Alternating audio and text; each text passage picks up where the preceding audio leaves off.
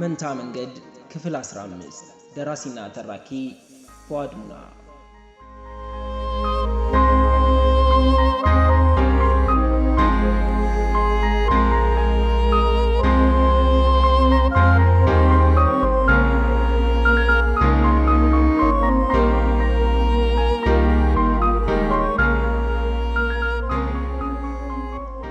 ሀዩዬ እንደሷ ቆንጆ ልጅ ወልዳልኝ ሆስፒታል ከተኛች በኋላ በሐኪሞቹ ፈቃድ ወደ ቤተሰቦቿ ቤት ወሰድናት። እናቷ ሁሉንም ነገር አዘጋጅተው ጨርሰው ነበር። ገንፎ ለሀዩ ይሰራል፣ መግፊ በሷ እያሳበበች ትበላለች። የኔና የመግፊ የሰሞኑ ትርርባችን በገንፎ ጉዳይ ላይ ነው። ፓምፐርስ ምናምን ከመግፊ ጋር ሆነን ገዝተናል። መግፊ ሆነ ብላ ሴሪፋ ማስገዝታ መሳቂያ ያደረገችኝ። ለካ እስከ 6 ወር ከጡት ሌላ ምንም አይነት ምግብ ለህፃናት አይሰጥም። ሀዩዬን ልጃችንን ስታጠባየኋት የሆነ ልብ የሚይዝ ነገር አለው። ልጇን ስትንከባከብ በጣም ደስ ትላለች። በሰባተኛው ቀን 2 በግ አርደን ሰደቃ አወጣን። ሰደቃ ማለት ምጽዋት ማለት ነው። በሃይማኖታችን መሰረት ልጅ በተወለደ በሰባተኛው ቀን የሚደረገው ይህ የምጽዋት ዝግጅት አቂቃ ይባላል። በነገራችን ላይ ለልጃችን ስም ለማውጣት በጣም ብዙ ክርክር ነበር የተፈጠረው። መጀመሪያ ራሄል እንድትባል ፈልጌ ነበር፣ ግን የሀዩም የኔም ቤተሰቦች በራስ ላይ ሀዘንን ማባባስ አያስፈልግም ብለው ተቆጡኝና ተውኩት። እንደውም የሀዩ እናት ለሀያትም ስሜት አስብላት እንጂ ማትፈልጋት እንዳይመስላት ነበር ያሉ። ሀዩ ብዙ ነገር ስላደረገችልኝ ስሜቷን መጠበቅ ይኖርብኛል። ራሄልን ለመዘከር ሆቴሉ ይበቃል። ብዙ የስም ምርጫዎች ከቀረቡ በኋላ መጨረሻ ላይ ራህማ የሚለው የኔ ምርጫ ተቀባይነት አገኘ። እኔ ራህማ እንድትባል የፈለኩት ከራሄል ሞት በኋላ የነበርኩበትን መጥፎ ሁኔታ፣ አልጋ ላይ የነበረብኝን ያለመረጋጋት ችግርና ጥፌን ችላ ለኖረችው ውዷ ሚስቴ ሀያት ስጦታ እንዲሆን በማሰብ ነው። ነብዩላህ አዩብ አለይሂ ሰላም በሽታ ሲፈራረቅበት ሀብቱ ሁሉ ሲወድምና ሌሎች ሚስቶቹ ትተውት ሲሄዱ በጽናት ከጎኑ የቆየችው አንዷ ሚስቱ ራህማ ብቻ ነበረች። እናም የኔ ልጅ ከብዙ ችግር በኋላ የተገኘች ናትና የሚስቴን ትዕግስት ለመዘከር ራህማ አልኳት። ራህማ ማለት እዝነት ማለት ነው።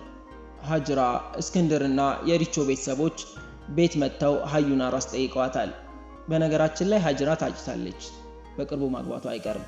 የአክስቴ ልጅና የውዱ ጓደኛዬ ሰኢድ ሚስት ኢማን ሰሞኑን ከነ ሀያት ቤተሰቦች ቤት ጠፍታ አታውቅም። ኢስራእና መርየም ቤታቸው አድርገውታል። ከመግፊራ ጋር ሆነው ሀዩን ያዳብሯታል። እናቴም ከአባቴ ሞት በኋላ ትንሽ ስርዓት ይዛለች። ከአክስቶቼም ጋር ታርቀዋል። ምግብ እየሰራች ለሀዩ ይዛላት ትመጣለች። ከምር ልጅ ግን የደስታ ምንጭ ነው። ስራውዬ ማታ አይኗን እስከማይ እንዴት እንደምጓጓ። በእርግጥ ለሀዩ ያለኝም ፍቅር በጣም ጨምሯል። ጊዜው በሀዩ ፍቅርና በራህማ ጨዋታ ታጅቦ ነጎደ። ራህማዬ 2 ዓመት ሞላት። የራሄል ሆቴል ግንባታም ተጠናቀቀ። አጠቃላይ ዕቃዎቹን ሳይጨምር ለግንባታ ብቻ 10 ሚሊዮን ብር አውጥተናል። በእርግጥ ቢዝነሱ አስተማማኝ ስለሆነ በአመት ውስጥ ይመልሰዋል። በዛ ላይ ሀዩን የመሰለች የምርጥ ጭንቅላት ባለቤት ናት የምታስተዳድረው። የውስጥ ዕቃዎቹን ከውጭ ካስመጣንና እና ሀያት ሰራተኞችን ከቀጠሩ በኋላ የሚመረቅበት ቀን ደረሰ። ሆቴሉ በአክሲዮን የተከፈተ ነው። የኔ ቤተሰብ፣ የሀያት ቤተሰብ፣ የራሄል ቤተሰቦች፣ እስክንድር፣ ሰኢድና ሀጅራንን ባለድርሻዎቹ። ትልቁ ድርሻ ግን የኔና የሀዩ ቤተሰቦች ነው። የሆቴሉ የቦርድ ሰብሳቢ እኔ እንደሆን ተወስኗል። ሆቴሉን በስራ አስኪያጅነት ደግሞ ሀያት ትመራዋለች። ምክትል ስራ አስኪያጁ ልምድ ያለው ሰው ነው። ሀጅራና እስክንድርም ውስጥ ላይ የኃላፊነት ቦታዎችን ይዘው ይመራሉ። ከምርቃቱ በፊት የማስታወቂያ ክፍላችን ሆቴላችን በተለያዩ ሚዲያዎች ላይ እንዲተዋወቅ አደረገ እና ሀያት በስራው በጣም ተወጥረዋል። እኔ እንኳን የራሴን ስራ ስለምሰራ በሳምንት አንዴ ነው ሪፖርታቸውን ለማዳመጥ የሚሄደው።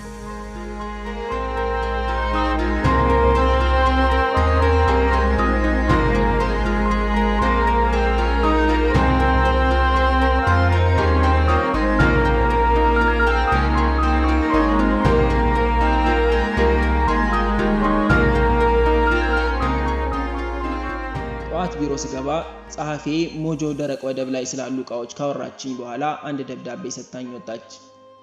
ከራሄል ሆቴል ይላል እና ሀያት እንደላኩት ገመትኩ። ከፍቼ ያነበብኩት የራሄል ሆቴል የምርቃት ስነ ስርዓት በቀጣዩ ሳምንት እንደሚደረግ ይታወቃል። በመሆኑ ሆቴሉ የራሄል መታሰቢያ እንደመሆኑ በምርቃት ስነ ስርዓቱ ላይ ስለ ራሄል የሚዳስስ አጭር ጽሑፍ ማቅረብ ይኖርበታል። ስለሆነም እንደ ሆቴሉ የቦርድ ሰብሳቢነቱ በዕለቱ ይህን ሀሳብ ባካተተ መልኩ የመክፈቻ ንግግር እንዲያደርጉልን በአክብሮት እንጠይቃለን። ከሰላምታ ጋር ይላል። ከስሩ የሀያት ፊርማ አለው። ረዥም ሰዓት ብቻዬን ሳቅኩ። ለምን ሳቅኩ? ሀዩ ለእኔ ደብዳቤ መጻፏ ገርሞኝ። እሷ ስራ ላይ ቀልድ አታውቅም። የሆቴሉ ምርቃት ሲጠጋ ሀያት ስራ ስለበዛባት አንዳንዴ አስፈቅዳኝ እዛው ታድራለች። ራህማን ሁሌም ስራ ስትሄድ ይዛት ነው የምትሄደው። አንተ እኔን እንጂ እሷን ማቀፍ አትችልበትም ትላለች ሀዩ። ለነገሩ ራህማ መራመድና ትንሽ መናገር ጀምራለች። ከብዙ ውጥረት በኋላ የራሄል ሆቴል ምርቃት ደረሰ። የዛን ቀን ሀዩ ሆቴል ስለነበረ ያደረችው ከኢስራና ማማ ጋር ሄድኩኝ። መርየም ከባሏ ጋር ሄዳለች። የሆቴላችን በር ላይ ስደርስ ድባቡ ለየት ያለ ነው። መኪናዬን የሆቴሉ ፓርኪንግ ጋር አቁመን ወደ ውስጥ ገባን። ሱፍ የለበሱ ወጣቶች ወዲያው እየተቀላጠፉ ወደ ሆቴሉ አዳራሽ ይዘውን ሄዱ። ብዙ ሰው አለ። አዳራሹ ጋር ስንደርስ ሀዩ በሩ ጋር ቆማ እንግዳ እየተቀበለች አገኘኋት። ሰላም ካለችን በኋላ ኮሌታዬን አስተካክላለኝ ወደ ተዘጋጀልን መቀመጫ ወሰደችን። እንግዳው ሁሉ ቦታ ከያዘ በኋላ መድረክ መሪው ወደ መድረክ ወጥቶ የዕለቱን ዝግጅቶች አስተዋወቀ። ከዚያም ሀያትን ወደ መድረክ ጠርቶ እኔን ንግግር እንዳደርግ እንድትጋብዘኝ አደረገ። እንግዲህ የቦርድ ሰብሳቢው በስራ አስኪያጇ መጋበዙ ነው። ሀዩ ስታወራ አንቱ እያለችኝ ነበር። እኔ ሳቄን ለመቆጣጠር የታገልኩ ነው። መድረኩ ላይ ወጥቼ ንግግሬን ጀመርኩ። ሁሉም አፉን ከፍቶ ያዳምጣል።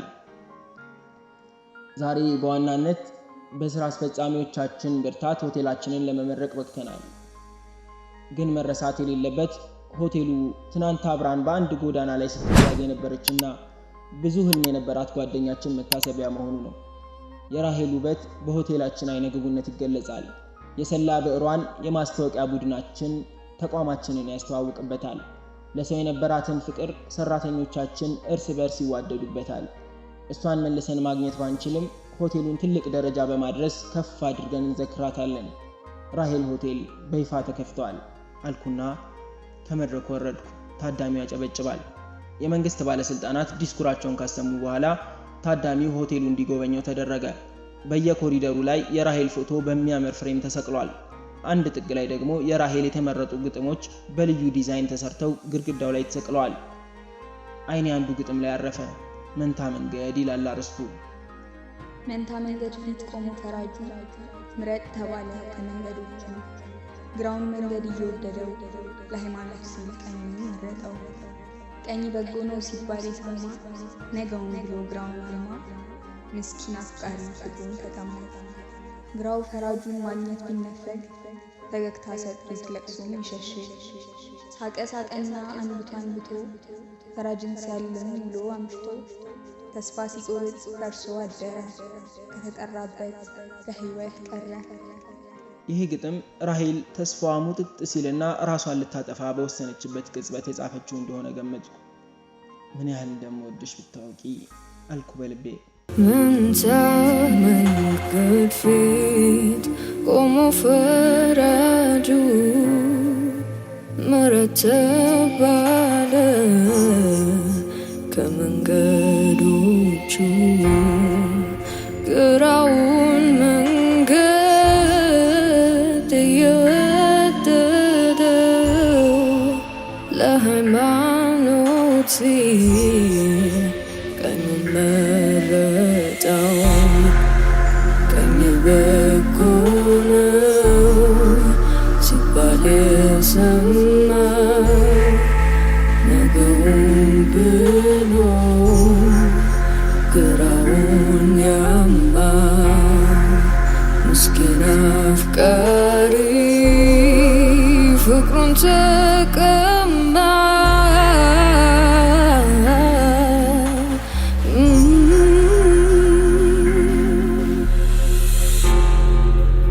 ግራ ፈራጁን ማግኘት ቢነፈግ ፈገግታ ሰጡት ለቅሶ ሚሸሽግ ሳቀ ሳቀና አንብቶ አንብቶ ፈራጅን ሲያልም ውሎ አምሽቶ ተስፋ ሲቆርጥ ፈርሶ አደረ ከተጠራበት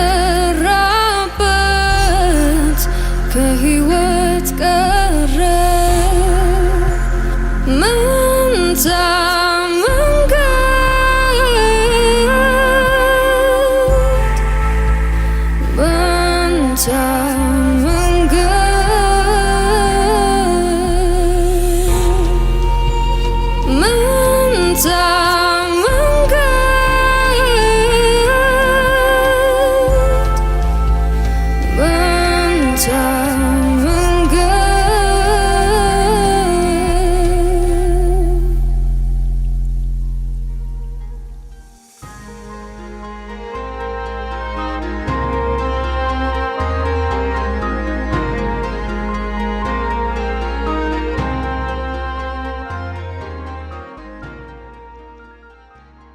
ግን ህይወት የእውነታ እንጂ የስሌት ጉዳይ አይደለችምና እውነቱን ማስተናገዱ ይሻላል። ስለዚህ ነገር አልተነገረኝም ነበር። የሪቾን ግጥሞች በዚህ መልኩ ሳያቸው እንድደመም አስባ ይሆናል ሀዩ ያልነገረችኝ። የራሄል ቤተሰቦች ባዩት ነገር በጣም ተደመዋል። ምን እነሱ ብቻ እኔ ራሱ የሌለ ተደንቄያለሁ። ሌላው በጣም የሚገርመው ራሄል ለኔ የጻፈችው የስንብት ደብዳቤ በትልቁ ግድግዳው ላይ የተጻፈበት ልዩ የመመገቢያ ክፍል መኖሩ ነው። ስገምት ሴቶች ባላቸውን ለመጋበዝ የሚመርጡት ሁነኛ ቦታ የሚሆን ይመስለኛል። ስታጣኝ እውነቱን ትጋፈጣለህ አይነት ማስፈራሪያ ሲፈልጉ ማለት ነው። በሀዩ የአመራር ብቃት ተደመምኩ። በቀጣዩ ደግሞ ሆቴሉ ያስጎብኚ ቡድን እንዲኖረው ለማድረግ አቅደዋል። ሀዩ ታቅዳለች፣ እኔ እየሳቅኩ ፈርማለሁ።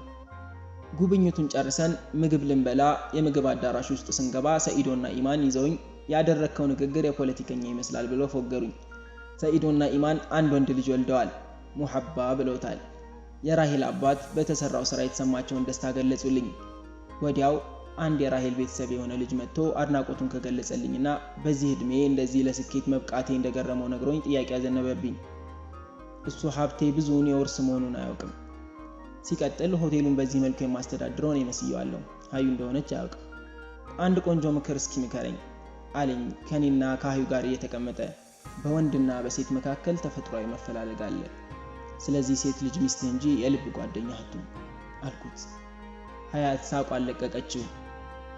እኔ ጓደኞቼ ሴቶች በመሆናቸው የገባሁበትን ጭንቅ እኔ ነኝ የማውቀው። ራሄል ጓደኝነት በቀደደው መንገድ ፍቅር ላይ ወድቃ ነው እስከ ሞት የደረሰችው።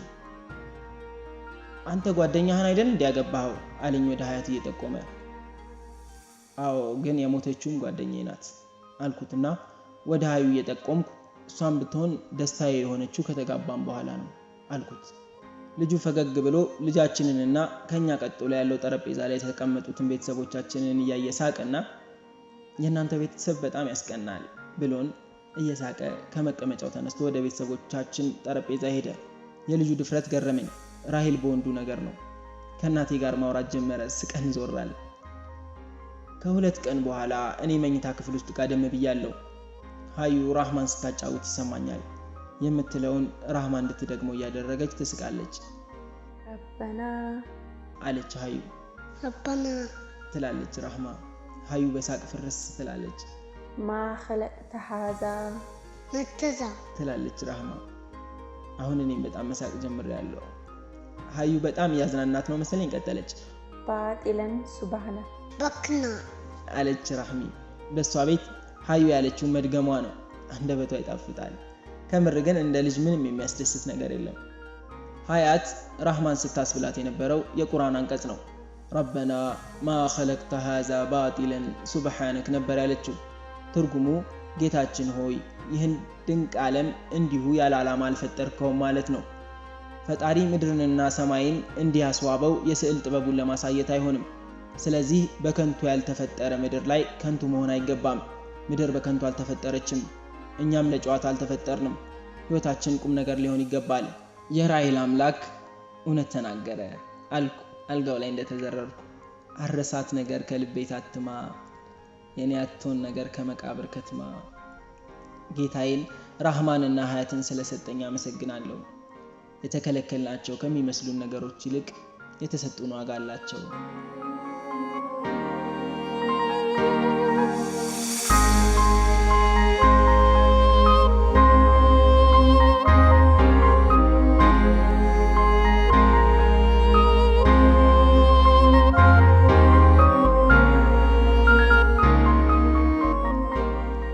መንታ መንገድ ተፈጸመ። ደራሲና ተራኪ ፉአድ ሙና።